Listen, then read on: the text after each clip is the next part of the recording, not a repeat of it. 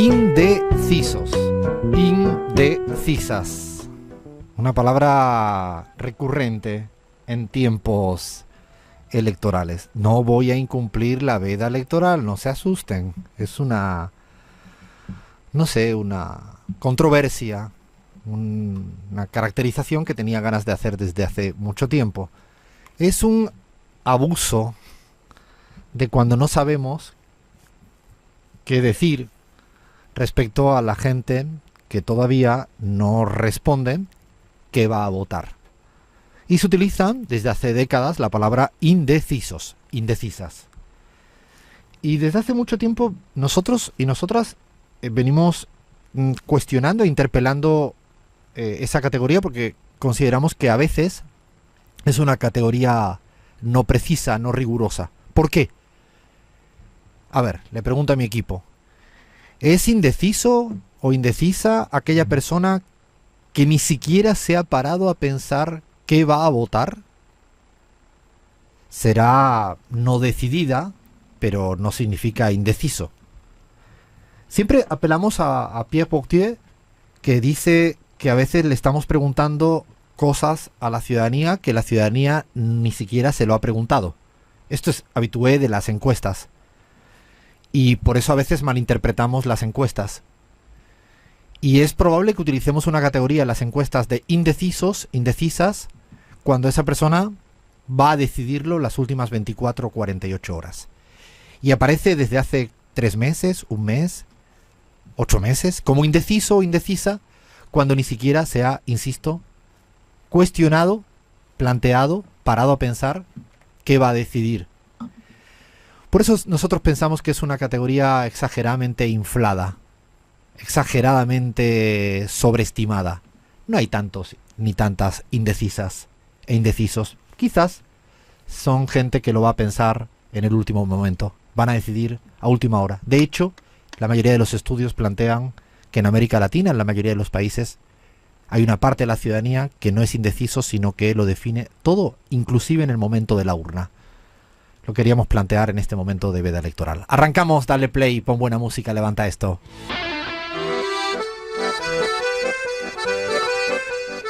Hola, hola, hola. Ay, ay, ay, que me gusta ver la cara de mi equipo cuando pongo música que no se la esperan. Es como... pues, es absolutamente descifrable. Bahía estaba así como tiritando, así como diciendo no puedo más, no me hagas esto antes de... No me hagas esto antes de una elección. No. Chris Mar diciendo, ay, Alfredo, has pasado de tu música francesa a esta música loca que me has sacado. No, Gaby estaba como casi a punto de lanzarse a pegar botes ahí. No, Lea me ha acompañado perfectamente. Sí, y Flavia estaba medio sorprendida, pero estaba encarrilándose. Yo esta música, ustedes dirán por qué. Y es una música que me gusta, pero además me recuerda a una cosa que no tiene mucho sentido, como casi nada. A la feria de mi pueblo con mi amigo Paquito. Y éramos los dos únicos como que no nos gustaban bailar sevillanas. Y entonces nos íbamos a una caseta que se le llama allá para bailar una música un poco más alternativa. Éramos 4 gatos en el pueblo, o sea, eran los 4 gatos, Paquito y yo, ¿no? O sea, éramos 6 gatos, ¿no? Y bailábamos este tipo de música. Y ahí sonaba el disco de y ahí Mago de escuchaba Oz. Molotov, se escuchaba Mago de Oz, un poquito así como... Y que esta música me recuerda a mi amigo Paquito, que le mando un beso gigante, a mi amigo Paco Barbero, un genio además del diseño, y que le quiero mucho, y hoy me vino esta música que me pega un subidón.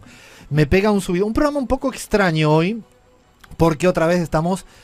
La veda electoral, nos persigue la veda electoral. Tengo ganas de incumplirla, Leandro, ¿se puede? Y hay que atenerse a las consecuencias, ¿no? Pero... ¿Cuáles serán las consecuencias? O sea, ¿cuál será la... Bahía, ¿la incumplimos? Y yo la verdad que estoy tan nerviosa que estoy solo para hablar de Argentina, la verdad. No sé qué dicen ustedes. O sea, Flavia, le damos así con todo y digo la última encuesta que tengo que me acaba de llegar a... En redes sociales hay siempre un gris, así Es que verdad. yo te Hay puedo un gris. dar ese gris legal. El vacío legal está. Es que estoy cansado. La semana pasada estábamos en Quito, en Ecuador, grabando desde Radio Pichincha Universal. No, Radio Pichincha solo, ¿no? Radio Pichincha en Quito, haciendo previa al veda electoral con Gaby Montaño. Gaby, ¿estás en Quito? No, ¿dónde estás, Gaby? ¿Cómo estás, amiga y compañera? ¿Cómo estás, Alfredo? Bueno, no, ya de vuelta en Bolivia, en Cochabamba. Contenta porque anoche llovió, estábamos en una sequía terrible. y cuando llueve y sientes el olor a tierra después de una lluvia cuando la necesitas mucho, eh, feliz de eso. Pero mi cara con la canción de introducción es que la verdad es que yo he tenido toda esta semana una canción que me ha estado acompañando a poder sobrevivir en lo humano y es Somos Palestina, que también quisiera que la gente que nos escuche le dé una vueltita ahí por YouTube y busque Palestina de Dani Rivera, un cubano. La hizo el 2014, no la hizo ahora, pero pareciera que lo hubiera hecho en estos días. Así que también les paso esa recomendadita. Cuánto dolor, cuánto dolor. Llevo toda la semana enojado con esto y con mucho dolor. Vamos a tener un especial Palestina, un especial Gaza, un especial genocidio, un especial muy feo, pero que toca seguir hablando de ello. Lo vamos a hacer en la última media hora de nuestro programa. Y seguimos de ruta. Hemos estado en la semana pasada en Ecuador. La semana anterior me parece que hace ya absolutamente como 2 siglos que yo estuve en una zona desértica a 55 grados de calor allá, pero con unos amigos, con una gente que hace muy bien radio, bien acompañado con nuestra venezolana, un poco togolesa y ahora muy mexicana, Cris Marlu Jano, amiga y compañera. ¿Cómo estás? Alfredo, ¿qué tal? Pues sí, parece que fueran semanas, meses, como lo es en América Latina, que, bueno, decíamos en Venezuela que vivíamos los años como los perros, ¿no? Un año, ¿Esa cómo es? ¿Cómo es? eran 7 años realmente, en el sentido de que pasan tantas cosas que no pareciera que fueran 365 días, sino 7 veces más.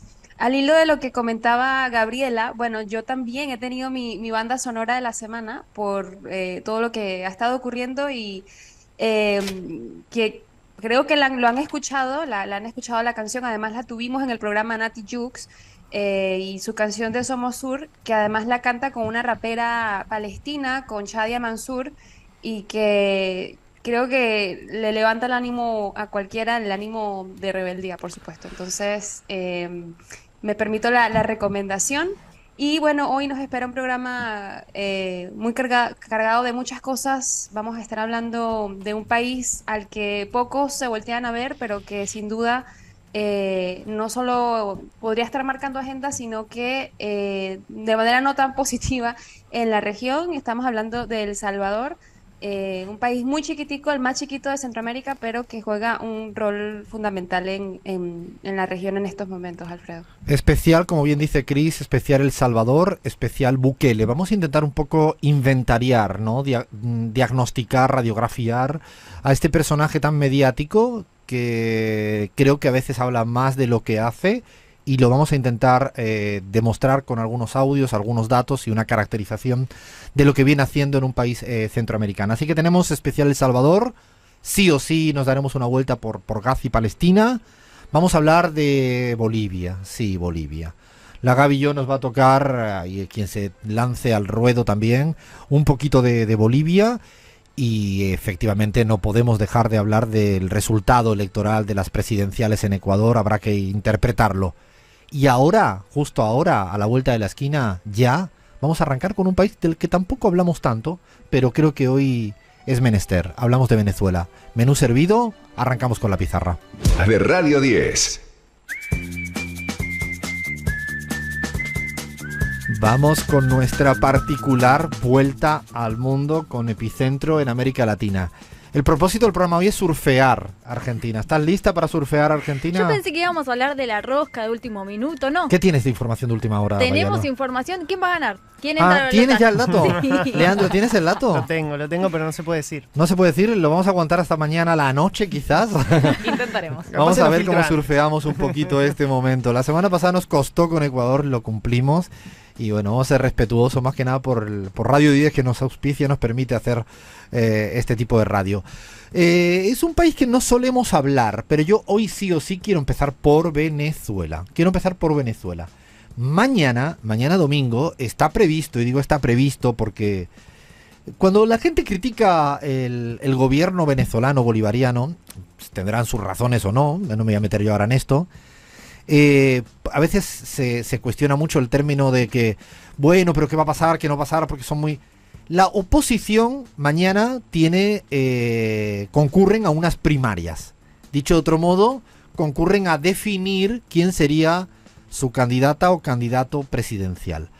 Hasta hace minutos, algunos partidos de los que están dentro de esa coalición opositora en Venezuela están dudando si van a concurrir mañana o van a seguir instando. Insisto, todavía no se sabe en este momento si seguirán o no. Pero mañana es un hecho político relevante porque la oposición venezolana, insisto, elige su candidata o candidato de cara a las presidenciales, que todavía no tienen fecha, que podrían ser el año 24 en Venezuela. Además de eso, esta semana ha sido noticia por los acuerdos que han habido en Barbados, puede ser, ¿no? Así es, Alfredo, el acuerdo firmado entre el gobierno y la oposición venezolana en Barbados. También tenemos la eliminación posterior de importantes sanciones unilaterales de Washington contra Caracas. Sin dudas, tienen que ver con esto que vos planteabas de una oposición yendo a unas primarias, digo, de alguna forma validando el sistema político actual, un gobierno como el de Nicolás Maduro. Sin dudas esto está condicionado por una coyuntura geopolítica muy inestable, muy cambiante y las proyecciones del mercado petrolero mundial. Ustedes saben que el Estados Unidos, el gobierno de Estados Unidos determina si es democracia o no Venezuela en base a el stock de petróleo en el mundo. Total. Es una ecuación geopolítica muy sui generis que cada día empieza a ser más naturalizada. Y es que cuando le falta petróleo al mundo, en este caso por el tema del conflicto que hay entre Rusia y Ucrania, entre otros, rápidamente el gobierno de los Estados Unidos necesita una provisión y a partir de ahí considera que hay un tiempo de democracia en Venezuela. Digo un tiempo porque lo aprobado es una licencia. Es decir, es importante saber que los acuerdos no es que se hayan terminado las sanciones del gobierno de Estados Unidos en contra del pueblo venezolano, sino, y digo en contra del pueblo venezolano porque el que padece es el pueblo venezolano, y no hablo estrictamente del gobierno venezolano, en materia de oro, en materia de renegociación de la deuda, en materia de gas, en materia de petróleos, en materia de aerolíneas, activos en el exterior, y ha sido una licencia lo que han dado. Dicho de otro modo, se han sacado algunas restricciones durante un periodo temporal. Lo digo porque a veces uno confunde, no es que le han eliminado las sanciones, no, lo que se han planteado son literalmente, creo que son 5 licencias más una, que afecta a oro, renegociación de la deuda en el mercado secundario, gas, petróleo, me falta una, aerolíneas también para repatriación de vuelos. Es decir, creo que eso ha sido un poco el corpus del nuevo acuerdo temporal. Es decir, quiero ser muy riguroso con este término. Y esto va a estar atado claramente a este contexto geopolítico, donde luego de la intensificación y de los bombardeos israelíes contra el pueblo palestino, se intensifica también el giro de Arabia Saudita hacia los BRICS, hacia la unidad musulmana, y el precio del petróleo sube, en Medio Oriente se vuelve un horizonte realmente muy muy lejano para Estados Unidos a la hora de proveerse con petróleo, y bueno, esto está enmarcado en eso, en la necesidad de proveerse de petróleo por parte de Estados Unidos.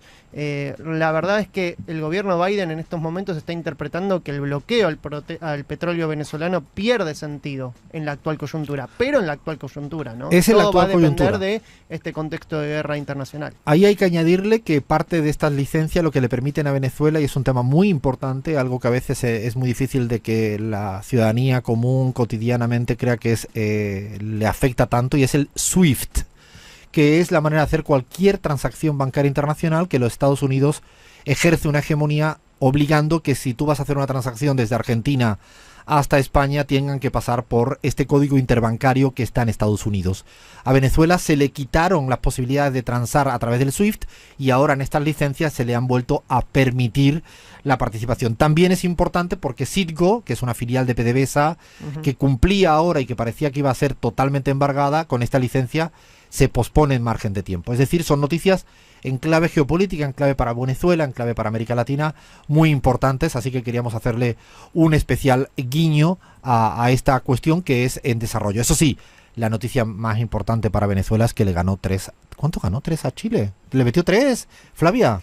No, la verdad que no sé, vengo de Chile y... Ah, bueno, decidí por eso te lo fingir digo, demencia, ¿no? Decidí fingir Está demencia. fingiendo demencia. Es la noticia más importante. ¿Cuánto? ¿Cris le metió 3? Vamos ¿La a buscar la Vinotinto? información. 3 le dio? 3-0. Ah, 3-0. bueno. Sí, sí, Ah, sí. bueno. Ah. Figura Salomón Rondón, ¿eh? Ese, y hay uno bajito que es un extremo muy bueno. Soteldo. Ese es Soteldo, qué bueno es. Bueno, es que queríamos No hablar se de fútbol. quedaron No afuera sabíamos... los hermanos chilenos. Ay, ay, ay, no, no me voy a meter en otro fregado. Paramos esto. Seguimos en la pizarra.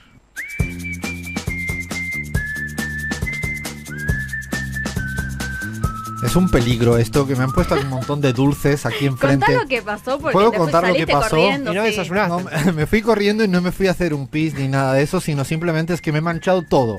Hay un montón de dulces aquí maravillosos y... O sea, mi papá si me estuviera viendo diría, Alfredo, hijo mío, siempre te manchas comiendo cualquier cosa. Y es que me he manchado con un dulce, tenía mucha hambre, no he desayunado nada y se me ha caído todo encima y he tenido que ir corriendo al baño para ponerme muy elegante. Bueno, lo de elegante es un decir. Flavia, ¿le podemos decir a la gente que nos escriban, nos cuenten cosas, nos insulten, siempre y cuando ya saben que no pueden decirme gallego, lo que quieran? Por todos lados y que nos digan sobre todo qué están comiendo para tentarte, porque realmente lo que Estoy pasó muerto de recién- hambre, ¿eh? Lo que pasó recién fue maravilloso, así que nos pueden contar con qué nos acompañan al más 54 9 11 50 05 07 10. Ahí la consigna, a ver si nos cuentan con qué nos están acompañando y cómo llegan a mañana, ¿no? Vinito, mate, café, ¿qué hacen? Puede ser almuerzo o desayuno No, no hablen de tardío, ¿no? comida, por favor, tengo mucha hambre, en serio. Repito, más 54 9 11 50 05 07 10. También estamos en Twitter como @lapizarraoc, Instagram y Facebook como Radio La Pizarra. Ay, ay, ay, ay, ay. ¿Y si tenemos quizás una sorpresa en la última media hora del programa? Yo no puedo más. O sea, Así ¿y si que- tenemos una sorpresa en la última media hora del programa? Yo no la sé la sorpresa, para mí es también sorpresa. O sea, lean, ¿y si tenemos una sorpresa en la Yo última no- media hora no sé del de qué programa? estás hablando, Alfredo. Finjo demencia. O sea, Bahía Luna, ¿y si tenemos Estoy una sorpresa? preparada, estoy ready. Ah, está ready. Bueno. Bueno, vamos, advierto que es posible, probable que tengamos una sorpresa en el estudio de Radio 10 en Buenos Aires a la 1:30 de la tarde, Argentina. Es decir, Advierto que si eso pasa, solo sabe Alfredo de qué está hablando. hay una sorpresa. Yo creo que va a pasar. Creo que va a pasar. ¿Se Así nos imaginan? acostumbra él, ¿viste? Así nos acostumbramos. ¿Se imaginan que llega Evo Morales ahora que vamos a hablar de Bolivia, no, Gaby? Y llega Evo y dice, pero ¿qué estáis diciendo, no? Bueno, vamos a hablar un poquito de Bolivia, sí, Bolivia y más Bolivia. Semana decisiva, una semana más decisiva. 2 hitos fundamentales, hay muchos más, pero habíamos dicho que se iba a llevar a cabo el cabildo. Dicho de una manera para la gente que no nos escucha, incluso afuera de Bolivia, en Argentina, en Ecuador, en México, en España, donde fuere, un encuentro, ¿no? Una reunión, un encuentro importante de una parte de las organizaciones sociales. Recordamos que lo que está ocurriendo en Bolivia en este momento es que la directiva, la dirección, la dirigencia de las organizaciones sociales se empiezan a partir en dos. Lo resumimos, seguramente es mucho más complejo, ¿no? En el archipiélago de organizaciones sociales que hay, pero que están fracturadas, sobre todo en su dirigencia, y yo me atrevo a decir que en parte de su base social. Quizás es difícil tener un termómetro preciso y exacto al respecto, pero se han partido en dos. Tanto así que hace unas semanas, del 3 al 5 de octubre, todavía recuerdo, fue el Congreso del MAS, allá en el trópico de Cochabamba, en el Chapare. Se autoproclamaron cosas y se proclamaron cosas. Candidatura de Evo Morales como presidente, se autoproclamó, así fue dicho, la expulsión de Luis Arce Catacora, el presidente, y David Choquehuanca, el vicepresidente, del MAS por no haber estado presente. Se intentó suspender judicialmente y no se logró. Hasta el momento, digo hasta el momento porque esto sigue. Eso fue el 3 al 5. Este martes pasado, creo que fue el martes o el miércoles, ya no recuerdo, el martes pasado se dio en el Alto simbólicamente un encuentro también importante de las otras... El 17. El 17 de octubre, el Día de la Lealtad, qué paradoja, ¿no? El Día de la Lealtad, una parte de las organizaciones sociales se reunieron con el presidente Luis Arce y con David Choquehuanca. Fue un acto importante, retransmitido, simbólico, políticamente relevante, y que la fractura, yo incluso había escrito un tuit, la fractura será retransmitida. Literalmente será retransmitida, fue retransmitida. Esto fue un hecho clave, Gaby, y no sé qué lectura podemos seguir haciendo en este devenir permanente de fractura. Siempre decimos, y perdóname la nota a pie de página, creo que además compartimos con Gaby, yo y parte del equipo, es siempre un por ahora.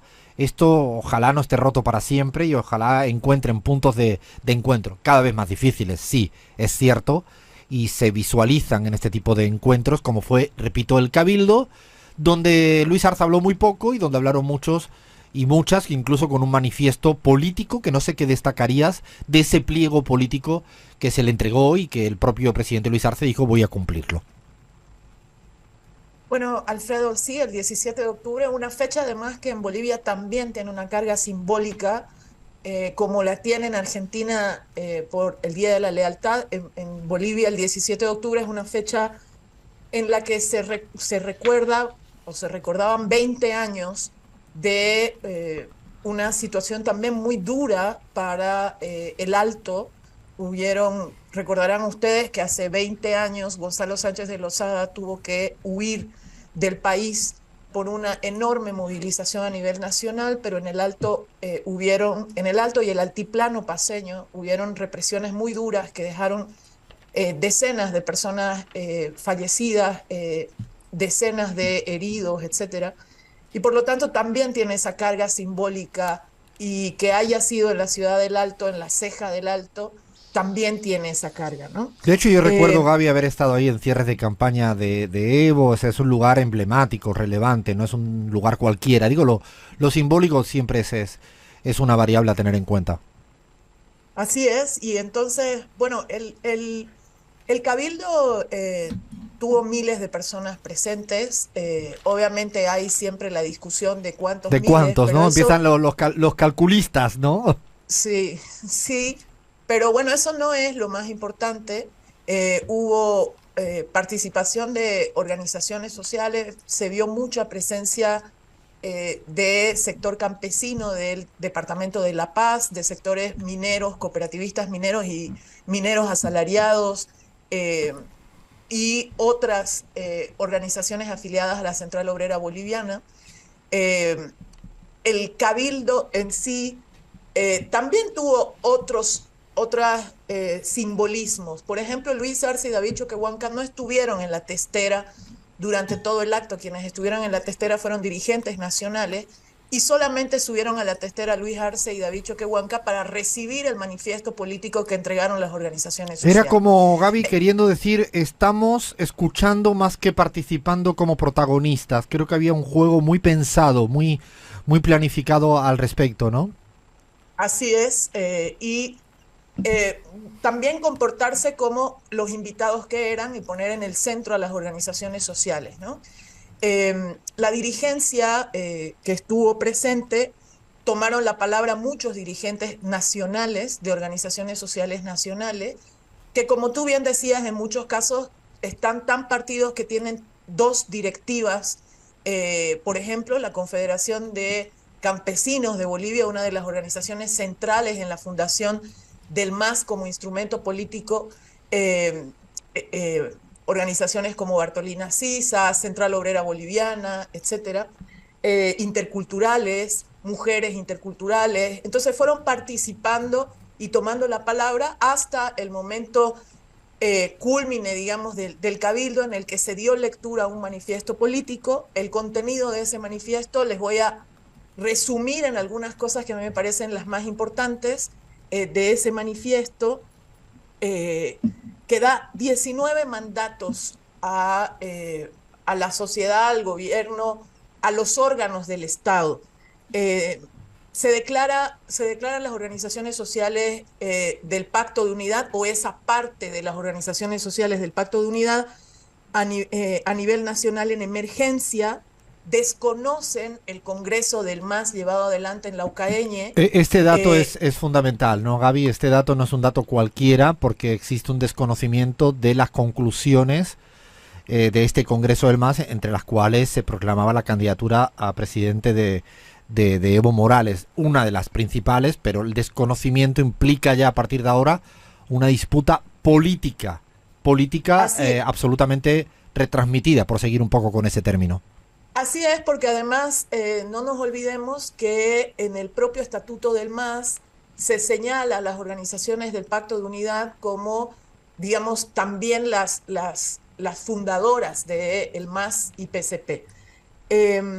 Y se conforma, se constituye una comisión de organizaciones sociales para elaborar una tesis política y un plan hacia el bicentenario para el Estado boliviano y para el gobierno, y se convoca a un nuevo congreso del MAS sin ponerle fecha,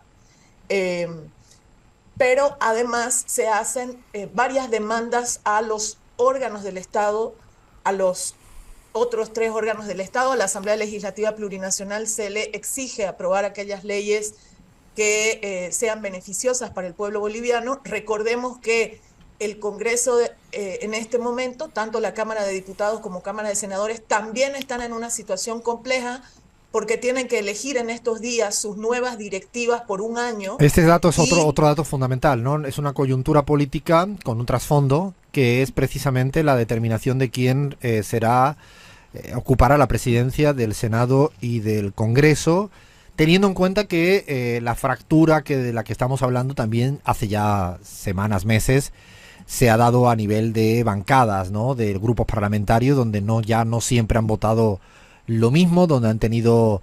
Han habido fracturas, de hecho, dentro de la bancada del MAS, pero también en las bancadas de oposición. Claro, la atomización es transversal, está llegando a todo el mundo. Ahí pareciera que Andrónico, ¿no?, podría ser uno de los puntos de encuentro, lo cual es una buena noticia en el marco de la fractura, ¿no? El que pareciera, digo, hasta ahora, ¿no, Gaby? Que sería el que se ponen de acuerdo las dos alas, si cabe el término, para consensuar que Andrónico Rodríguez, que es importante, es el presidente joven del Senado, referente del trópico, hasta ahora siempre visto más evista, pero que ha tenido capacidad de llegar a puntos de encuentro también con el otro ala. Y digo esto porque para mí es una noticia relativamente positiva para encontrar siempre acuerdos. Así es. Lastimosamente, Alfredo, esa posibilidad de encuentro a través de un liderazgo como el de Andrónico Rodríguez en el Senado se ve entorpecido también por declaraciones, por ejemplo, del ministro de Justicia, que sin ser asambleísta nacional se mete a los temas del legislativo, y es muy extraño lo que sucede, porque él, inmediatamente después de que sale la noticia de que Andrónico podría ser presidente del Senado, el ministro de Justicia sale a decir que todavía no se ha elegido y que tienen que votar los 36 senadores.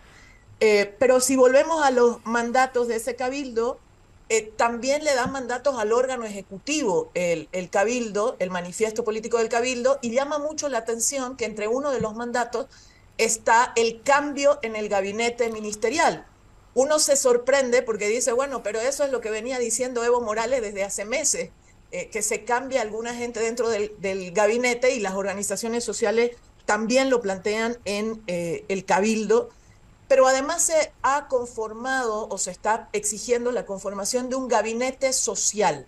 Es decir, que las organizaciones sociales conformen ese gabinete junto con el presidente Luis Arce, que es un espacio que en el gobierno de Evo Morales existía, no con ese nombre, pero las organizaciones se reunían con Evo una vez al mes, el primer martes de cada mes, durante todo su gobierno, y ese espacio en el gobierno de Luis Arce se había perdido, y ahora las organizaciones están pidiendo ese gabinete social.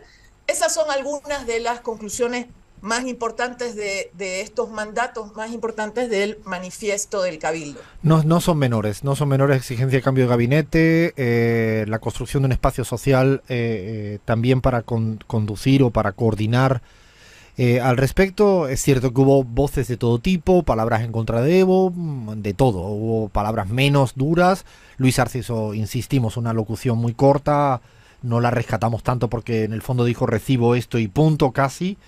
Y seguiremos en el veremos, pero era importante pues contar la situación actual de fractura, cómo se van dando pasos en este punto. También hay que recordar, y lo decimos para la gente que nos sigue al día a día Bolivia, que la Fiscalía ha admitido la denuncia que puso el expresidente Evo Morales respecto al hijo de Luis Arce, y ahí siempre nosotros pues tenemos que ir contando, ¿no?, esta judicialización de una relación tan delicada como el hijo. Esto no significa que haya habido ningún tipo de sentencia definitiva al respecto, simplemente admite la Fiscalía, y esto veremos a ver los tiempos judiciales. Sí o sí vamos a seguir. Yo me propongo un día, más pronto que tarde, tener a Álvaro García Linera acá, para que nos ayude también a analizar e interpretar lo que viene ocurriendo en Bolivia. Y nosotros como CELAC también a principios de noviembre vamos a tener con el cumplimiento de los 3 años de Luis Arce como presidente, que recordar que es el 8 de noviembre, una encuesta propia donde esperemos despejar algunas cuestiones más de discusiones políticas, de trasfondo político. Seguiremos, ¿no, Gaby? No nos queda otra que seguir de cerca todo.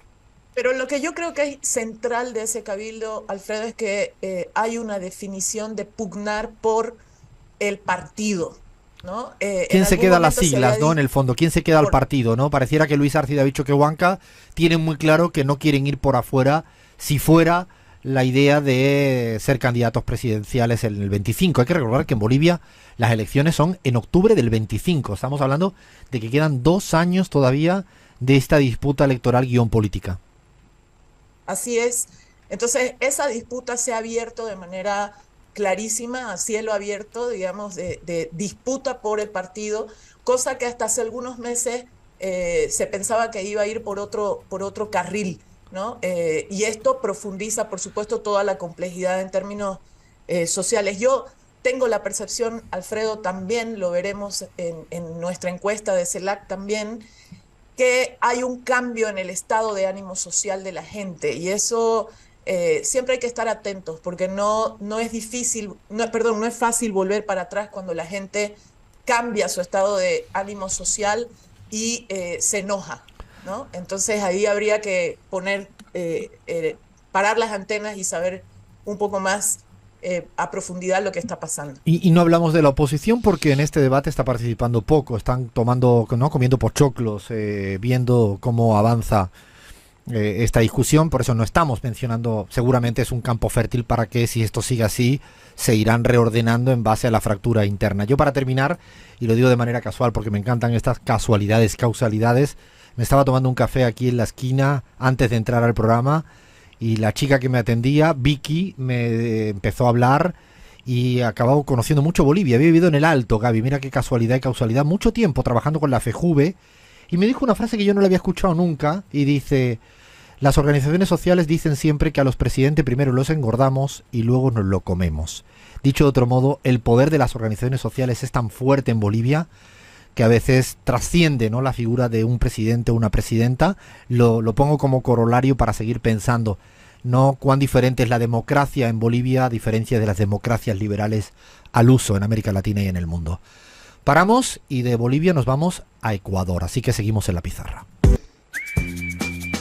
Soy Ale de Seiza, estoy escuchándolo como todos los sábados, me enganché hace rato con ustedes, la verdad, un buen especialista en encuestas. Lo felicito. Mañana a votar con esperanza, no hay que tener miedo. Besos.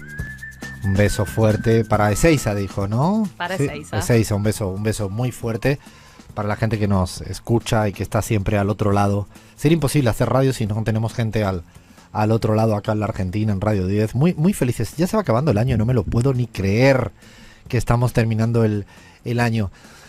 Y la semana pasada estábamos en Ecuador porque fueron las elecciones presidenciales, segunda vuelta en el Ecuador. Los resultados ya todo el mundo lo sabe, no vamos a hurgar demasiado. Ganó por pocos puntos Daniel Noboa, ¿no?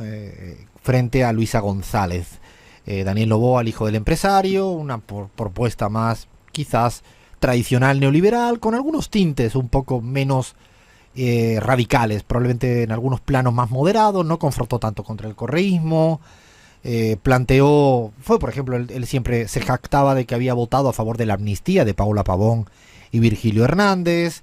Sin embargo, pues habrá que verlo en la cancha, ¿no? Como se suele ver estas cosas en la cancha. No sabemos si esto fue táctica electoral o tiene que ver algo con convicciones. Veremos a ver lo que a partir de ahora ya es el presidente, tomará posesión. Es un periodo cortísimo, es un periodo, fíjense que las elecciones presidenciales en el Ecuador van a ser antes, las próximas me refiero, van a ser antes de las elecciones presidenciales en Bolivia. O sea, estaría previsto para febrero del año 2024. 5, o sea, 16 meses de gobierno, con lo cual es muy poquito tiempo el que va a tomar posesión. Una transición. Es una transición corta. Lecturas políticas, lo había escrito esta semana, el dilema ecuatoriano. Mi principal conclusión es que cada día los resultados electorales se explican más por los surcos profundos de la política y no tanto por las campañas electorales. Se habla de los debates presidenciales, tienen poco efecto. Se hablan de los jingles, tienen poco efecto. De los spots publicitarios, tienen poco efecto. Del TikTok, tienen poco efecto. De los eslóganes, tienen poco efecto. No estamos diciendo que no tenga efecto. Lo que estamos diciendo es que el orden político o el desorden político explica mucho más un resultado electoral. ¿Por qué nos atrevemos a aseverar esto en el caso ecuatoriano? Porque miren los resultados de 2021 versus 2023. Luisa González sacó en primera vuelta casi lo mismo que Andrés Arauz, 33-32 en primera vuelta. En segunda vuelta sacó la diferencia es casi la misma que con Lasso.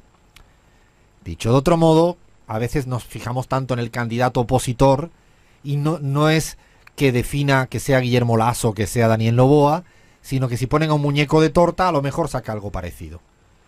¿Por qué? Porque insistimos que la reconfiguración política explica mucho más que una estricta campaña electoral. Tenemos un escenario parecidísimo al 21, hay una gran fragmentación de la Asamblea. Daniel Noboa va a ganar con una bancada parlamentaria reducidísima. La primera fuerza sigue siendo la correísta, pero no suficiente para ganar en segunda vuelta. Esto es un dilema que también existe en buena parte de la izquierda latinoamericana. Eres primera fuerza, sí, pero no te da para ganar en segunda vuelta. En el caso paraguayo no sería necesario porque no hay segunda vuelta. Las reglas de la democracia liberal influyen. Otro aspecto importante es que el bloque indígena no constituye una alianza con el bloque correísta. A pesar del cambio de la presidencia de la Confederación de Nacionalidades Indígenas, antes era alguien y ahora es Leonidas Iza, claramente de izquierdas. Tampoco hubo acuerdo político y por lo tanto el resultado electoral pues fue un poco votaron para un lado y para otro. Son lecturas para mi gusto más de índole política que obliga a la opción progresista de izquierda en las próximas elecciones a repensar políticamente el camino, no a repensar electoralmente la campaña. Esto me parece que es, para mi gusto, un aprendizaje no solo para el Ecuador, sino para toda América Latina. Es un exceso de rol concedido a las campañas electorales. Y creo que se convierten en un enorme manto de miopía para no ver lo que ocurre en términos políticos. Y Alfredo, como vos bien mencionabas en ese artículo, el dilema ecuatoriano, uno de los grandes dilemas que tiene el correísmo es la gran centralidad que ocupa en el escenario político actual, para bien y para mal, digo, es una espada de doble filo, tanto para bien porque lo pone como la primera fuerza, pero además lo obliga, para mal, ¿no?, a tener que ganar en primera vuelta, porque en un escenario de balotage se concentra, la contradicción sigue siendo correísmo-anticorreísmo. De hecho, para mí la cuestión es la política estúpido, sería en vez de la economía, es la política estúpido. ¿Gaby? Sí, y además la consolidación de un bloque que unifique a los sectores populares, las clases medias, los trabajadores, que es lo que a mí me da muchísimo miedo en su fractura interna en Bolivia, porque lo veo en Ecuador, lo veo en otras partes de la región. Es decir, cuando hay un bloque sólido, popular, clases medias, trabajadores, etcétera, etcétera, en la política, en el ejercicio político cotidiano y no solo en elecciones, es mucho más probable que una opción de izquierda o progresista pueda ganar una elección. Además es importante lo que menciona Gaby, porque a veces ponemos todo el foco, lo habíamos hablado en Quito con Gaby, del bloque indígena, cosa que es relevante, pero también están los bloques de las clases más populares, más empobrecidas, que viven en los barrios, y que creo que esa es la gran alianza que se debe constituir. Hablamos de alianza política, no de alianzas tácticas. Yo creo que se discutió tanto sobre la candidatura, creo que sería un error ahora analítico echarle encima de los hombros de Luisa González su responsabilidad, de la misma manera que se le planteó a Andrés Arauz. Yo creo que también, me parece que insistimos, esto se trata de construir mayorías programáticas y me parece que estos serían los que podrían dar un resultado diferente en el 25, ¿no? Lo dejamos acá, iremos hablando a medida que la resaca electoral pase de tiempo, pero queríamos explicarlo un poco más en unas claves mucho más estructurales que en unas claves mucho más coyunturales. Caer en el error de entender todo por cómo es el perfil de Daniel Noboa versus el perfil de Luisa González, creo que, insistimos, es bastante restrictivo a la hora de hacer un análisis serio y sólido. Bueno, paramos esta primera hora, esta vuelta al mundo, pero nos queda El Salvador, nos queda Palestina y nos queda una sorpresa. No se la pierdan, la sorpresa está a punto de llegar. Seguimos en la pizarra. Esta musiquita de Charlie es que nos hemos puesto a investigar, a trabajar un poquito más de lo habitual. Tampoco es muy fácil, difícil. ¿Cómo es fácil o difícil? Trabajar más de lo habitual. Sí, en tu caso, fácil. Sobre todo en un contexto electoral que necesito que me den tareas y buscar audios y todo. ¿Sabes lo que saben que era anoche Bahía Luna pidiendo más trabajo para la pizarra? O sea, está escribiéndome. ¿Puedo investigar sobre cómo está el conflicto de Barbados con, no sé, no sé, por favor, Bahía, pará, Bahía, no sé. Hace días que no duermo yo, Alfredo. Ay, nos negamos a hablar de las elecciones en Argentina a pesar de que Leandro Álvarez tiene una camisa de Fernando Redondo, ¿puede ser? De Fernando Redondo, el mejor jugador de Argentina después de Diego y Messi para mí. Sí, yo también me lo banco, incluso siendo del Real Madrid, del Tenerife antes, Cuidado. Del Tenerife y de Argentinos Juniors antes. Todo esto para hablar de un personaje que a mí me entra un poco de escalofríos. Es un personaje, diría, polémico, creativo. Es un creador de contenidos, casi. Es un creador de contenidos. Es un político importante, un político relevante. Hablamos del presidente de El Salvador, de Nayib Bukele. Es un país de los que habitualmente, no sé si lo tratamos mucho en la pizarra, creo que no.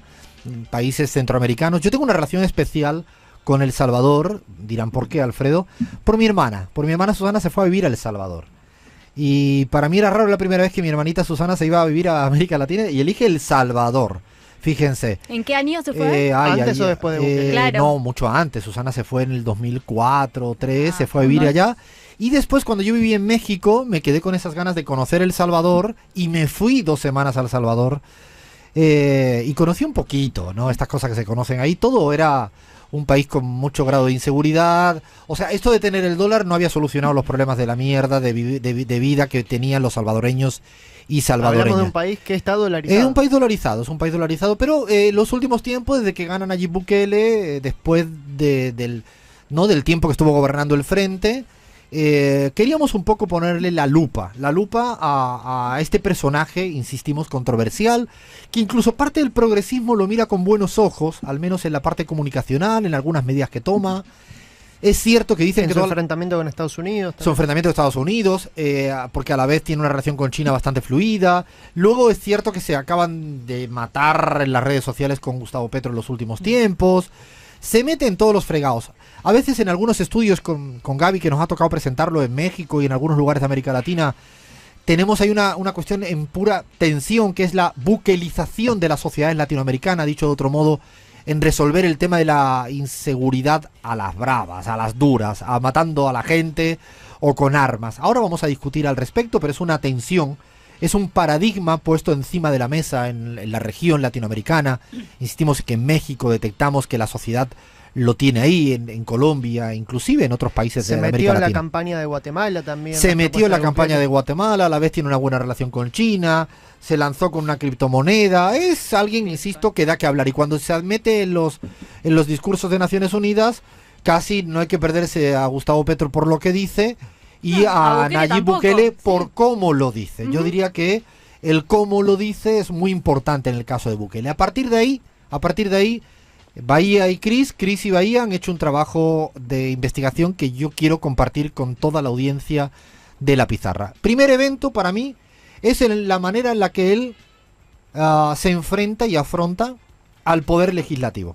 Efectivamente, vamos a escuchar con audio justamente estas cuestiones. Vamos a empezar con la irrupción en el Congreso de Nayib Bukele en 2020. Y estos sinvergüenzas no aprueban esta semana el Plan Control Territorial. Nos volvemos a convocar aquí el domingo, le volvemos a pedir sabiduría a Dios y le decimos: Dios, tú me pediste paciencia, pero estos sinvergüenzas no quieren trabajar para el pueblo. Ese es el presidente Bukele cuando decide no, se podría haber dicho que el Congreso él está en desacuerdo, no, sin vergüenzas, le dice de todo, y el objetivo era cerrar al Congreso. Él llegó de hecho con las Fuerzas Armadas, ¿no? Efectivamente, irrumpe con militares y policías armados en el Congreso para exigir a los diputados la aprobación de un crédito para luchar contra las pandillas. Como no obtuvo la mayoría, irrumpió directamente en el aparato legislativo y hizo esta manifestación muy fuerte, ¿no? O sea, con cero respeto institucional, cero respeto a las reglas democráticas, como no obtiene la mayoría necesaria para cerrar el Congreso, se va al Congreso con los militares, y fue uno de los primeros momentos que iba caracterizando el día a día de la gestión de Bukele. Yo diría que el otro aspecto, centralidad de su discurso, centralidad de su propaganda, es el tema de derechos humanos y seguridad. Cris. Sí, Alfredo, bueno, si ha hecho eso en el Congreso, lo que ha hecho también en el país, que además a la vista, como bueno, bien decías un poco, ¿no? Al inicio, a la vista del pueblo salvadoreño es loable. Entonces, bueno, vamos a escuchar un audio de una frase que él repite constantemente. Esto lo dijo en su discurso en las Naciones Unidas, pero lo repite siempre cada vez que habla. En muy poco tiempo, El Salvador pasó de ser la capital mundial de los homicidios, pasó de literalmente ser el país más peligroso del mundo a ser el país más seguro de América Latina. Estas fueron las declaraciones de Bukele, pero nosotros hemos definido o hemos decidido revisar. ¿Es cierto esto, Crismar?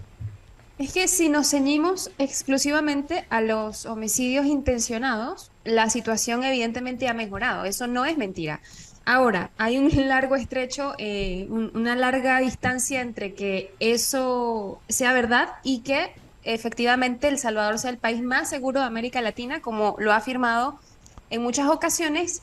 Y es que los datos le contradicen, Alfredo. Por ejemplo, en principio no es el país con la menor tasa de homicidios en la región, al menos durante 2022. Hay que esperar a que termine 2023. Si atendemos a los datos oficiales, hay países como por ejemplo Chile, Paraguay, Perú, Argentina, que están antes, es decir, que cosecharon tasas de homicidios aún muchísimo más reducidas que El Salvador. O sea, fake news, además, fake news total del señor Bukele. Exageración, que mintió un poquito. Sí, se le pasó, ¿no? Se le pasó un poquito, ¿no?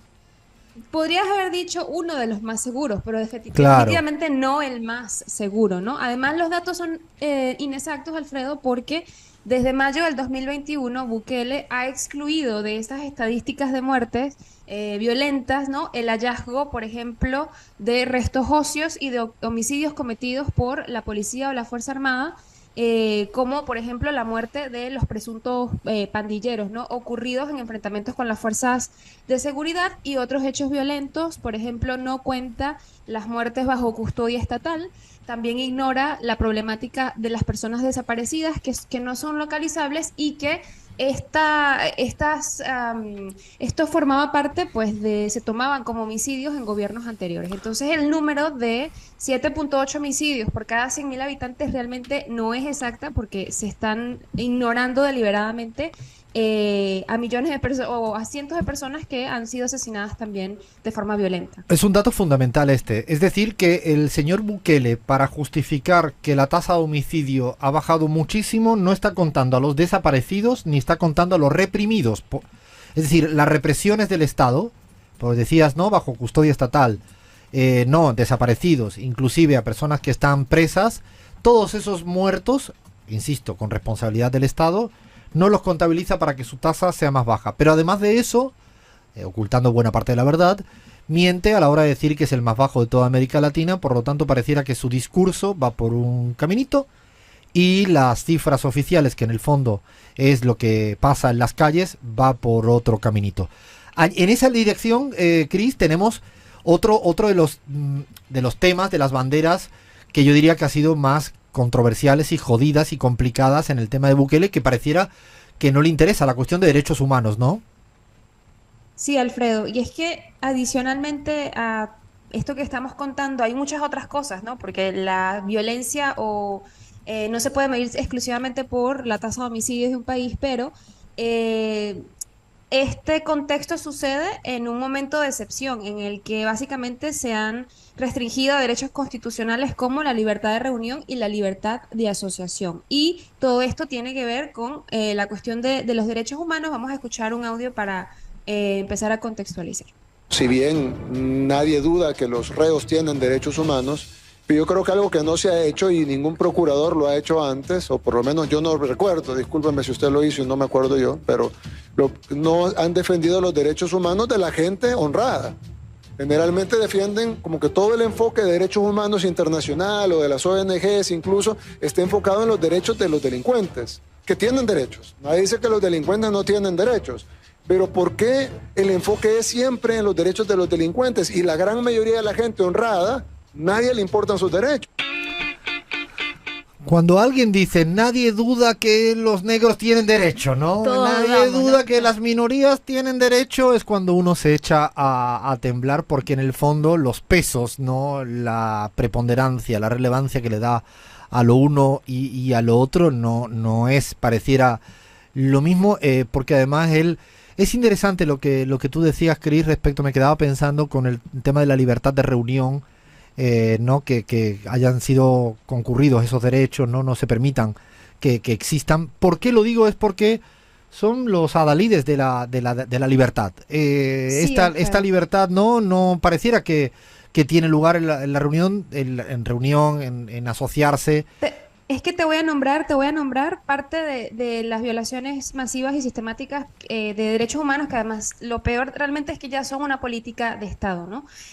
Los operativos sorpresas indiscriminados y detenciones arbitrarias masivas que directamente violan el artículo 7 de la Convención Americana de Derechos Humanos, que además, apelando un poco a esto de que la gente honrada, los agentes a menudo, con órdenes del gobierno, estas redadas, ¿no? Las han hecho en comunidades donde la gente ha sufrido durante años inseguridad y falta de oportunidades económicas y educativas, porque sencillamente pues esta detención pues se han hecho en lugares donde las detenciones parecen haber sido basadas en la apariencia y en el lugar de residencia de los detenidos y no necesariamente en evidencias cuestionables. O sea, que si a mí me ven con esta pinta, con estas barbas, con esta estética tan cuidada, tengo todas las papeletas, ¿no? Estás complicado en El Salvador. Sí. Marcas todas las casillas para ser directamente detenido.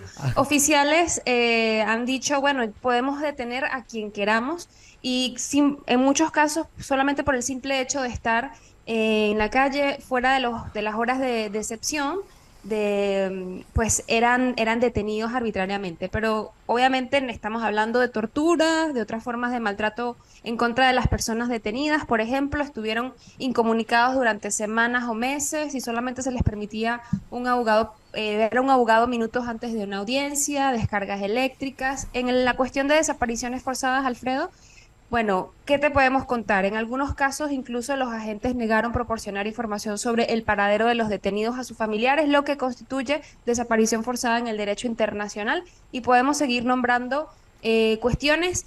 Y tengamos muy en cuenta que sí, muchos son pandilleros, pero no todos son pandilleros, porque a ninguno se le ha podido comprobar que efectivamente lo son. De hecho, te estaba escuchando y es lo que se vivió durante décadas en el franquismo, la dictadura argentina, la dictadura chilena, la dictadura uruguaya, la dictadura brasilera. Y en El Salvador también. Y exactamente, estaba justamente es tal cual. Y previamente a los procesos de revolución que se dieron en el Salvador. Claro, yo fíjate que aquí siempre tengo una manera de intentar explicarlo. Uno es una cuestión de valores. Uno tiene sus propios valores y para mí no acepto, no tolero este tipo de valores. No vale todo para cuidar la inseguridad. Pero es un tema más estrictamente ideológico en el cual yo tengo una posición muy determinada. Pero yo me voy a la gente que no tenga esa posición ideológica, que no tenga una matriz de valores que tenga que ser la misma que la que uno puede tener. Hablo de pragmatismo. ¿Se imaginan que le pase esto a su hijo, a su nieto, a su hija, a su nieta, a su tía, a su tío, en el día a día? En el día a día que le pueda pasar, porque esto que está planteando Crismar es el día a día de una política de Estado. El día a día de una política de Estado donde la apariencia, que es un criterio arbitrario de un militar de turno que está en una esquina, en un barrio. Repito, totalmente subjetivo. Esto ya no es una cuestión de dónde yo estoy posicionado ideológicamente, que la tengo clara. Pero es que en un barrio, en una esquina, ese señor, si no se respeta ninguna regla y es bajo el criterio de apariencia, puede hacer lo que quiera. Puede llegar a abusar de una mujer si le apetece, exclusivamente aplicando el criterio de apariencia, de pertenecer a no sé qué. Digo, cuidado con ese tipo de cosas que cuando te toca familiarmente, en términos de amigos, en términos de... Porque no es que hagas cosas, es la apariencia. Sí, Alfredo, hace falta aclarar algo que nos enseñan en la escuela, que es cuando hablamos de violaciones a los derechos humanos, hablamos de violencia, violaciones ejercidas por el Estado, quien ejerce el monopolio de la fuerza contra su propia población. Es una cuestión conceptual, pero siempre hay que recordarla cuando gente como Bukele nos vienen a hablar de derechos humanos, cuando o no lo saben o lo saben y adrede lo evitan. Es una política de Estado, es importante. Cris, querías decir algo más también al respecto. No, bueno, para puntear esto último, y es que yo creo que permitir que se imponga la idea de que vulnerar los derechos fundamentales, ¿no? Y llevarse puesta la democracia por delante, pues es tolerable si a cambio los gobernantes a quienes votamos pues nos dan respuestas a problemas que enfrentamos como sociedad, que además son respuestas, si se viene a ver, con soluciones cortoplacistas, porque esto no está solucionando los problemas o las causas estructurales que empujan a las personas, particularmente a niños y jóvenes que también fueron detenidos en el marco de estas detenciones arbitrarias, a unirse a estas pandillas, ¿no? Esto incluye falta de oportunidades económicas, la marginación social, políticas de seguridad abusivas e ineficaces que ha vivido El Salvador históricamente por mucho tiempo. Dice algo, Cris, que además es verdad, porque ¿cuán sostenible es este tipo de política para luchar contra la seguridad o la inseguridad? ¿Todo el tiempo así? Entonces va a estar, todo el tiempo se va a vivir en la ciudadanía, en el barrio, va a estar viviendo en este marco de si el policía o el gendarme o el de turno me detiene o no por mi apariencia, ¿qué nos tenemos que vestir y actuar en base a un pensamiento único? La verdad que insistimos, no solo es una cuestión estrictamente ideológica, que también es una cuestión de pragmatismo. Yo la verdad que no querría que ningún familiar mío, mi sobrina Zoe, viviera bajo estar supeditada a si el policía le gusta o no el corte de cabello que tiene, el pantalón que lleva, la camisa, ese tipo de cosas. Yo digo porque a veces hay que discutir en términos de pragmatismo también, ¿no? No me parece que esto sea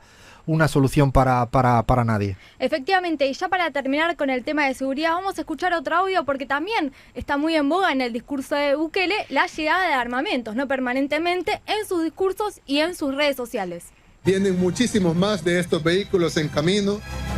Vienen además otro tipo de vehículos para la Fuerza Armada, blindados también en camino. Viene más armamento, más chalecos antibalas, más cascos tácticos, drones, cámaras infrarrojas, cámaras térmicas, vehículos autónomos. En fin, si los pandilleros pensaban que enfrentaban a una Fuerza Armada armada hasta los dientes, no han visto a la Fuerza Armada que van a enfrentar de ahora en adelante. No era una película de Hollywood, ¿eh? Era de hecho, si ustedes miran en el Instagram de él, cuando llegan las armas, no entiendo de nada de armas, pero cuando llegan las armas, él se suele hacer una foto posando con una...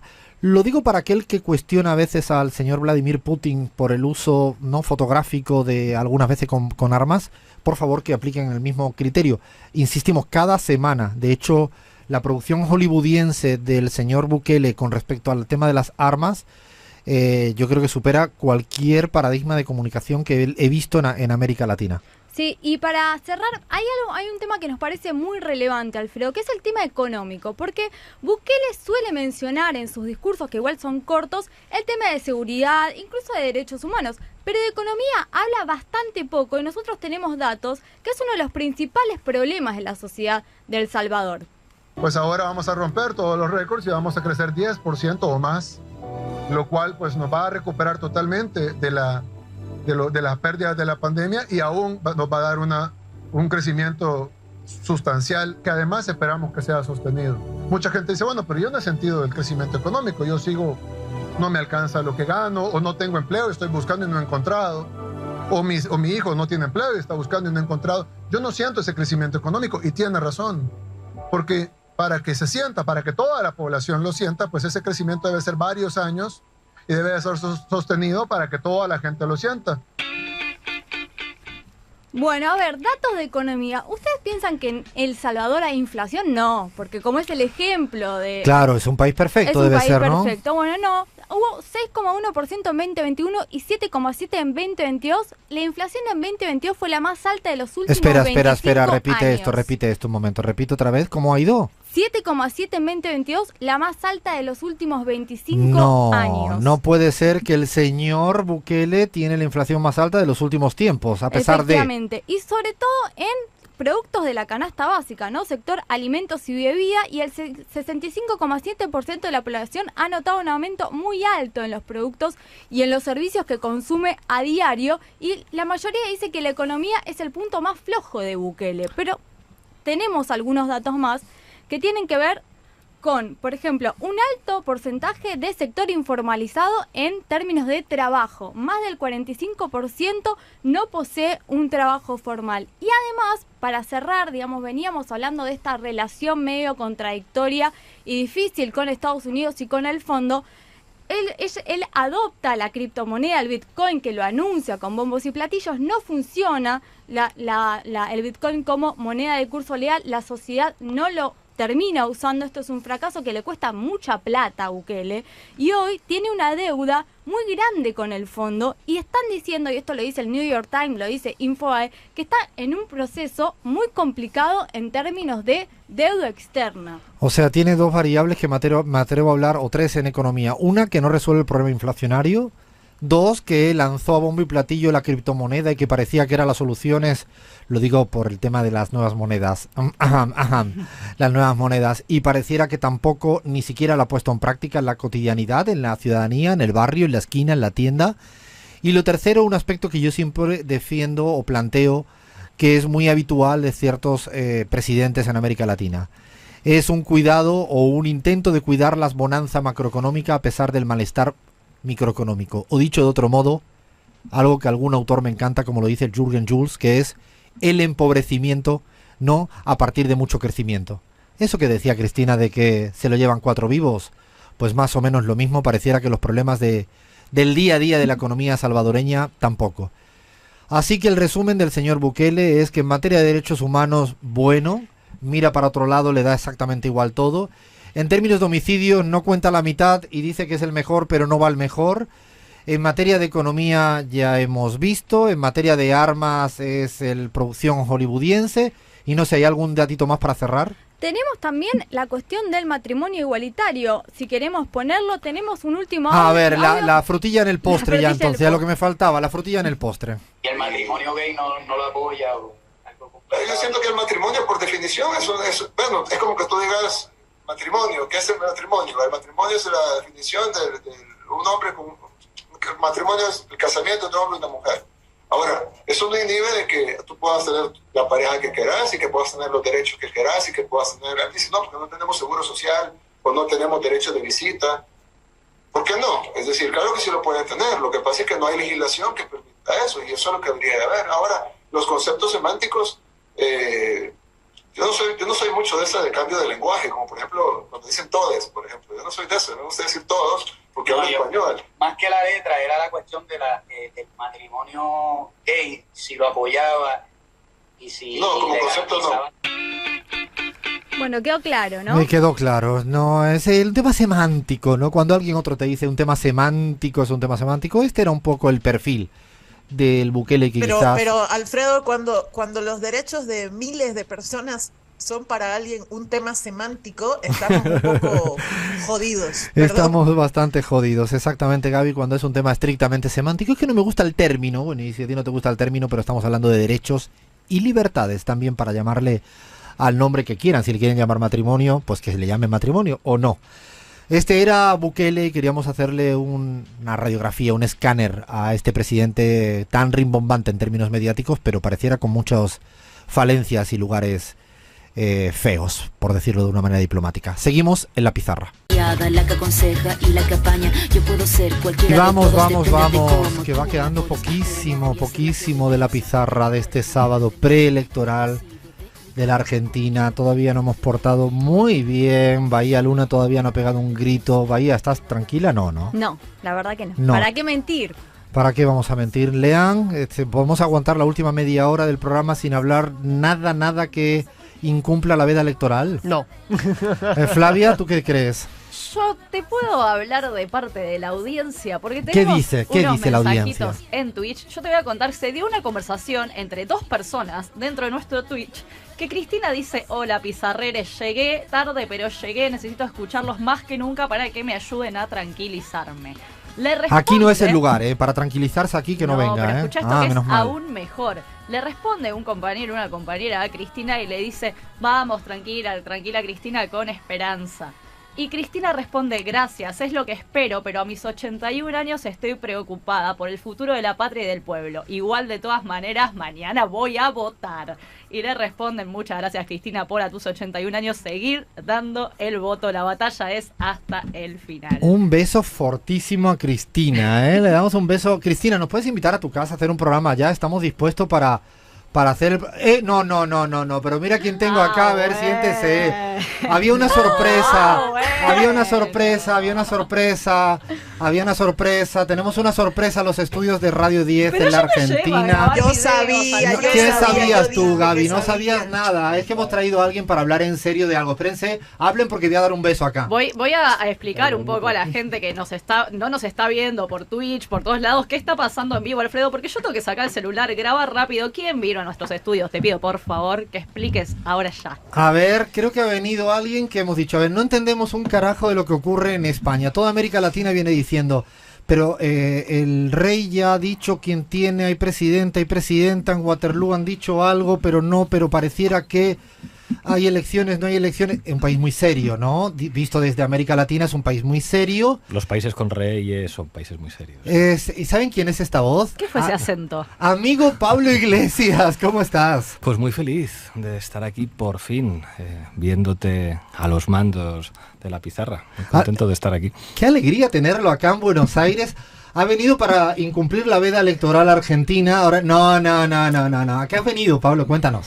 Bueno, a conspirar contigo, que es algo wow, que ¿en serio? casi siempre vengo a América Latina. Vamos a ver lo que pasa en estas elecciones que tienen ustedes mañana, que es muy interesante. Estamos medio planeta pendientes de lo que ocurra. Hemos venido también a charlar con los compañeros. Hoy vamos a tener una conferencia muy interesante a las 3:30, donde yo creo que vamos a reflexionar sobre ese enorme elefante que está en todas las discusiones políticas en Argentina y en América Latina. Y vamos a presentar Canal Red América Latina. Vamos a estar contigo, con Daniel Toñetti, en una transmisión especial para toda América Latina, también para España, de cómo va el proceso electoral, si habrá balotaje, si no habrá balotaje, y muy pendientes de un país que siempre forma parte de la actualidad política, pero ahora quizá incluso más. La verdad que mañana vamos a estar transmitiendo desde Canal Red, un proyecto que ya lleva navegando un tiempito. Venimos nosotros en la pizarra formando parte de esta travesura. Ya no es travesura radial, es travesura audiovisual. ¿Y de qué manera? Y mañana habrá una transmisión especial de todo el tema electoral argentino. Hoy tiene un evento que va a estar participando con, creo que Ernesto Samper también, Estela de Carlotto, me parece, o no. No sé si estamos en el mismo panel. Hay un panel en donde el que estoy yo. Va a estar Pérez Esquivel, va a estar Samper, va a estar la expresidenta de la Asamblea de Ecuador, Gabriela Rivadeneira, ¿no? Gabriela Rivadeneira, efectivamente. Y no sé quién más está. Bueno, vamos a tener escuchar a Pablo estas horas acá, y le hemos dicho, a ver, Pablo, acércate aquí a los estudios de Radio 10, La Pizarra, en esta travesura radial. Ahí estamos con todo el equipo. Nadie sabía nada de la sorpresa. Ahora veníamos a hablar, estaba todo planificado para hablar ahora del tema Palestina. O sea, el tema de ahora era Palestina. Había preparado Lean el tema de fútbol y política, por eso viene con su camiseta de Fernando Redondo. Fernando Redondo. Pero qué crack, ¿eh? Es uno de los... me caen bien. Y qué sexy era Fernando Redondo. Qué sexy, ¿verdad? sí. Además, encima del Madrid me caía hasta bien. De los más elegantes. Él es de Chicago, de Nueva Chicago de acá, ¿no? Nueva Chicago, un club chiquito pero poderoso.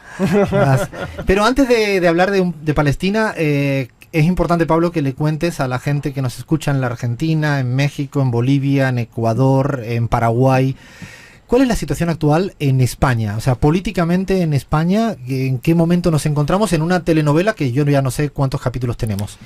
Bueno, en España hay todavía un proceso de negociación para una investidura, que ahora le toca intentarla a Pedro Sánchez después de que la intentara sin muchas opciones el candidato de la derecha, el candidato del Partido Popular, que tenía el apoyo de la ultraderecha, de Vox en este caso.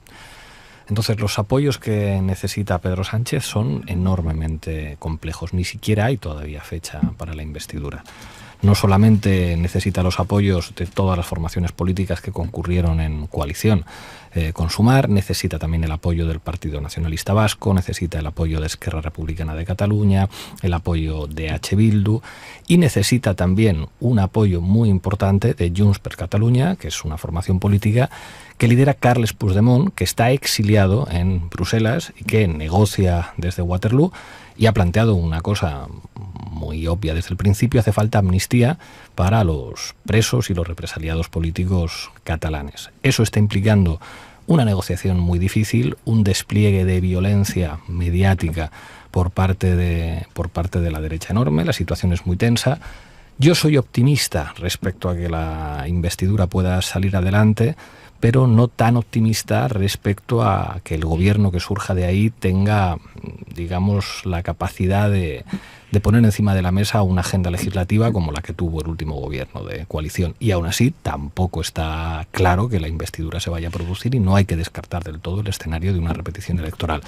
Así que complicada la cosa. ¿Cuál sería la fecha límite, Pablo, para poder construir gobierno? ¿O no hay una fecha establecida? Sí, hay límites. Yo creo que la investidura va a ser a principios o mediados de noviembre. Va a ser básicamente cuando quiera el presidente, porque la fecha la decide la presidenta del Congreso de los Diputados, y lógicamente la pondrá cuando el presidente del gobierno, que es de su partido, le diga que ya tiene los números, que ya tiene la negociación hecha y que adelante. Yo calculo que será principios o mediados de noviembre. No podría ser mucho más lejos, y si después de esa investidura, digamos, no es presidente Pedro Sánchez, iríamos a un escenario de repetición electoral. Que no sería un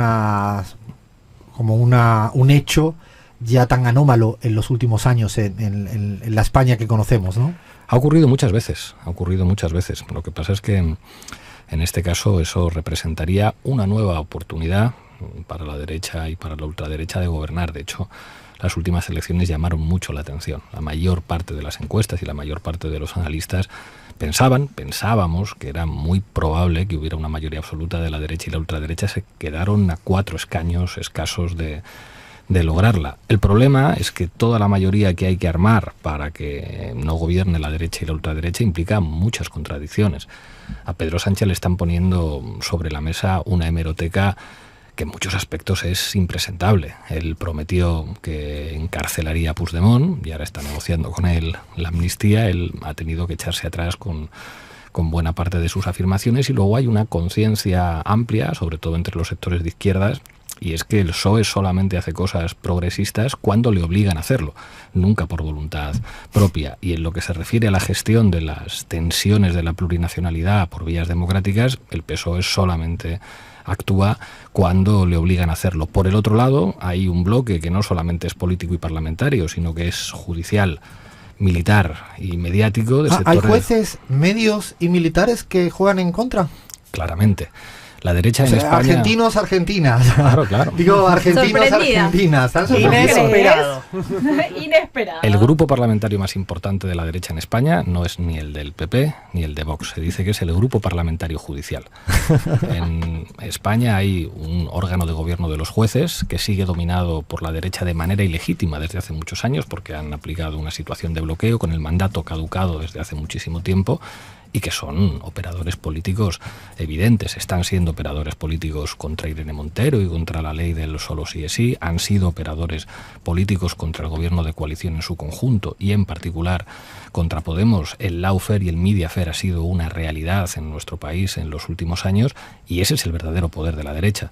La derecha no solamente tiene partidos políticos, tiene medios de comunicación, tiene poder económicos, tiene a muchos miembros muy importantes en la cúpula judicial, en la cúpula de la Policía Nacional, en la cúpula de la Guardia Civil, entre los militares, y ese es el verdadero poder de la derecha. Y hay algo que sabemos en España, y yo creo que saben en todo el mundo: a la derecha le cuesta admitir sus derrotas electorales. Cuando la democracia no les permite digamos que ganar las elecciones, pues muchas veces apuestan por otro tipo de vías no legales. Y para terminar un poco así el atraco sobre la realidad española, el rol de Podemos, de Unidas Podemos, que para buena parte de América Latina le han seguido, le siguen con muchas preguntas, muchas dudas, ¿cuál va a ser el papel que tiene de ahora en adelante, no solo a nivel ejecutivo, sino a nivel societal? Bueno, había muchos que pensaban que Podemos estaba muerto, y es verdad que Podemos está en una situación más débil, con 5 diputados en el Congreso. Pero quizá la mejor demostración reciente de que eso no es así es la situación que se vive en Palestina. Yone Belarra, la secretaria general de Podemos, se ha convertido en un referente internacional por atreverse a decir lo que no han dicho muchos dirigentes con responsabilidades de gobierno a nivel internacional, que lo de Israel es un genocidio, que habría que aplicar sanciones a Israel, que habría que aplicar un bloqueo de armas y que la discusión fundamental es que hay que obligar a Israel a que deje de bombardear a la población civil en Gaza. Eso ha hecho que se hable de Yone Belarra en todo el mundo, eso ha tensado incluso al PSOE. En Egipto, Pedro Sánchez se ha visto obligado a hacerse una foto con Mahmoud Abbas y, digamos, jugar a que sí, Israel tiene razón, pero por otro lado, ¿qué pasa con la población palestina? Y Podemos, con Irene Montero como ministra de Igualdad, con Yone Belarra como ministra de Derechos Sociales y Agenda 2030, siguen demostrando que son el actor ideológico fundamental de la izquierda, el que se atreve a decir cosas que otros sectores de la izquierda no se atreven a decir, el actor que no se deja domesticar, y yo creo que en los próximos meses, en los próximos años tendrá mucho que decir. Yo creo que es importante a veces reflexionar que cuando no hay un rol protagónico en materia institucional, parlamentario, a nivel de ejecutivo, en términos de agenda política, yo creo que es relevante, es fundamental. Hacemos una breve parada porque ahora vamos a hacer un guiño necesario a lo que ya venía anticipando Pablo del tema Palestina. Seguimos en la pizarra. Soy de Jujuy, los escucho siempre y estoy comiendo unas empanaditas riquísimas con un poquito de picante en compañía de ustedes. Adelante, adelante con todos los conceptos, nos ayudan a entender muchas cosas que nosotros por ahí no tenemos a mano. Soy Marta, de Jujuy. Marta, ¿nos puedes enviar esas empanadas jujeñas picantota acá estamos en ¿dónde estamos? En Palermo, acá en Uriarte. Yo diría que unas empanadas estas Alfredo tiene más hambre, tengo mucha hambre, me va a comer la mano en cualquier tengo momento. Tengo mucha hambre. Soy Anita de Ballester y quería agradecerte, Alfredo, porque no sabes cuánto aprendo contigo. Gracias de nuevo. Ay, gracias, un besito. Tanto cariño no se puede aguantar. Oscar es mi nombre, soy de Lobos y le hablo en agradecimiento porque este programa de la pizarra debería llamarse el programa de la patria grande. Es lo que necesitamos nosotros. Te mando un saludo, un abrazo grande, muy agradecido, de un nieto de gente de Salamanca, de Villas Buenas. Así que si te escucha alguien por allá, dale mis afectos. Serán dados. Mira, podemos cambiar el nombre. Yo pensaba ponerle otra cosa, pero de la patria grande está bien, lo de la pizarra está bien, está lindo, está. A ver, hay mensajitos por ahí, ¿no? Apareció toda España, yo quiero No me digas, ¿acá en la Argentina? Apareció toda España en la Argentina. Primero apareció Pablo y todo el mundo empezó a decir, mis abuelos eran españoles, yo tengo un antepasado. ¿Le han dicho gallego, que es lo único que me importa? No le dijeron gallego. Ah, pero no puede ser, ¿A vos, Pablo, esto, sí te pueden decir? Sí, no me lo tomo mal. No me hagas esto en vivo, Pablo, por favor. Lo siento me acabas mucho, de hundir. Lo siento mucho por los gallegos, que les ofende mucho que a un madrileño le llamen gallego. Es como, si no eres de Galicia, que te llamen gallego. Este es el argumento. Pero yo lo entiendo como una cosa cariñosa, simpática. En España ocurre muchas veces un comentario como, pero tú no pareces argentino. Es como, es que no soy de Buenos Aires. Muy porque confundimos a los argentinos con los porteños. Me tengo una batalla con los porteños y porteñas acá. Te voy a sacar de acá y te voy a leer mensajes, porque si no te empezamos a decir gallego, Alfredo. Desde que vino Pablo, los mensajitos dicen, qué nivel de programa, gracias chicos, un lujo, un genio Pablo Iglesias, bienvenido, qué solidez la de este hombre, esto es análisis político de verdad, felicitaciones.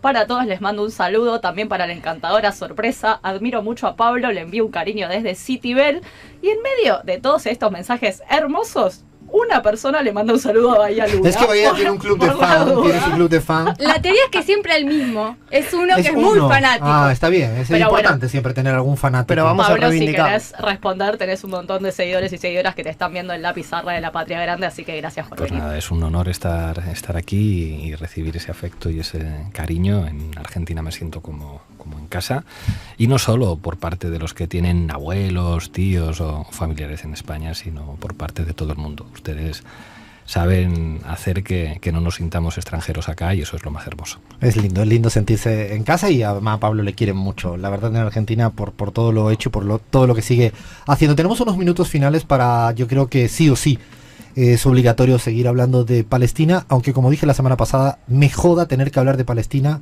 cuando cierta parte o gran parte de Occidente decide que hay que hablar de Palestina por lo que ocurrió en Israel.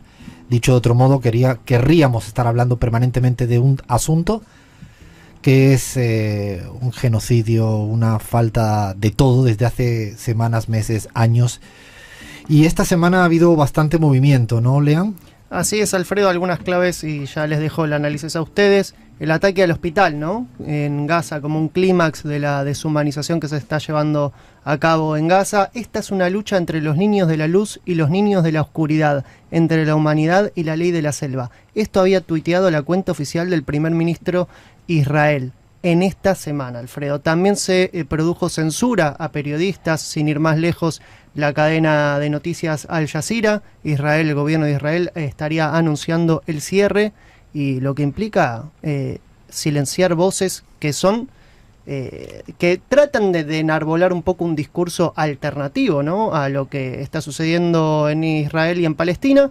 La visita del presidente Joe Biden tratando de tapar un poco lo que fue el ataque genocida, ¿no?, al hospital de Gaza. La ayuda humanitaria internacional que se ralentiza lamentablemente tras el ataque al hospital. El veto de Estados Unidos, ¿no?, en el Consejo de Seguridad a la propuesta de Brasil, incluso una propuesta que cuando la van a leer tenía por escrito la condena del acto terrorista de Hamas.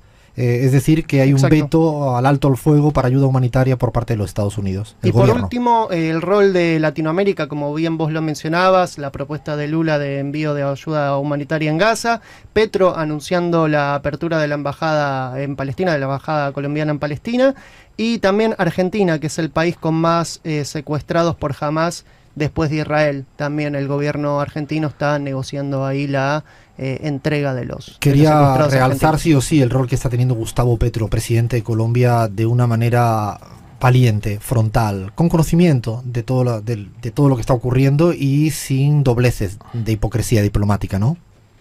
Ahí yo creo que es muy importante poner en valor lo que está diciendo Petro, porque se enfrenta a una dinámica mediática mafiosa.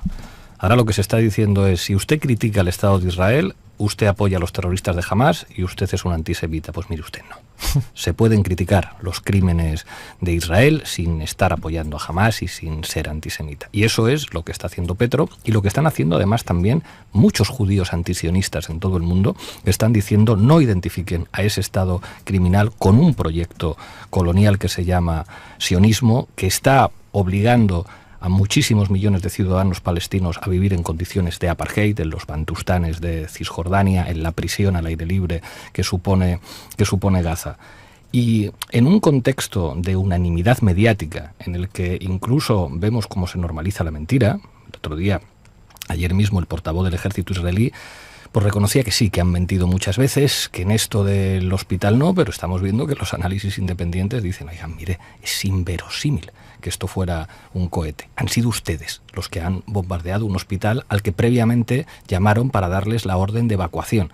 Y hemos visto sus tweets y hemos visto cómo han utilizado ustedes imágenes del año 2002 que han tenido que borrar porque era una manipulación escasamente burda. Pero si frente a eso la mayor parte de los medios de comunicación dicen cualquiera que critique a Israel es un antisemita o está a favor del terrorismo, hacen falta voces poderosas que tengan el valor de decir la verdad, y creo que ahí Gustavo Petro, como Ione Belarra en España, están haciendo algo que es muy difícil de hacer, porque la violencia mediática que van a recibir y que están recibiendo es enorme. Pero creo que la causa palestina es la causa de todos los demócratas. Y decir, aquí lo que hay es una ocupación ilegal, hay un régimen de apartheid, y creo que o la comunidad internacional obliga a Israel a que frene los crímenes de guerra, o si no será imposible imaginar algo parecido a una vía de resolución democrática a un conflicto enormemente grave. De hecho, inclusive, ¿no? Al interior, digo, a veces porque se plantea como si todo fuera monolítico, ¿no? La discusión al interior de la propia Palestina, ¿no? En términos de estrategias con la Autoridad Nacional Palestina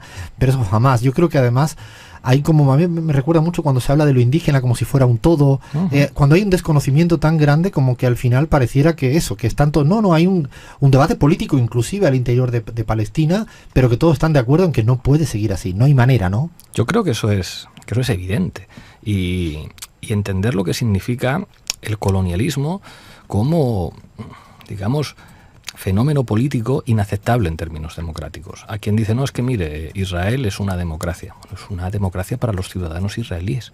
Y para los palestinos, a los palestinos no tienen ninguno de esos derechos de los que, hasta cierto punto, porque también ha habido enormes movilizaciones en Israel en los últimos meses, precisamente con Netanyahu intentó la deriva, incluso cerrar el poder judicial, ¿no? Exactamente, contra una deriva corrupta y extremadamente autoritaria de un gobierno que pretendía saltarse las decisiones del Tribunal Supremo con una mayoría parlamentaria. Pero lo que hay en Palestina es una situación colonial que se arrastra desde hace muchas décadas, en las que básicamente lo que se ha hecho a los palestinos con el concurso ineludible de los Estados Unidos es obligarles a asumir que son una colonia. Y eso no es aceptable en términos democráticos. Los palestinos tienen derecho a existir sin depender de un poder colonial que practica la violencia política cada día, que los bombardeos contra la población civil en Gaza no solamente se están produciendo ahora. Esto es un fenómeno histórico que se lleva produciendo desde hace muchísimas décadas, y que defender la causa palestina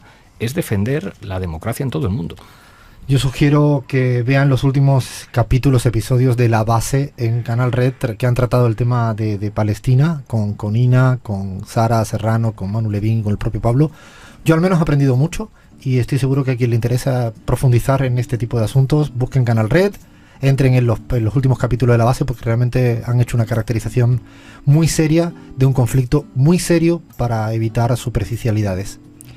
No, queda agradecer a quienes hacen posible la pizarra todas las semanas. Agradecemos a Sebastián Merani, que estuvo en la operación técnica. Gracias, Sebas. A Fernando Saninelli en la edición de sonido. Fer lo tuvo difícil hoy con tanto audio también. A última hora todo siempre. Ay.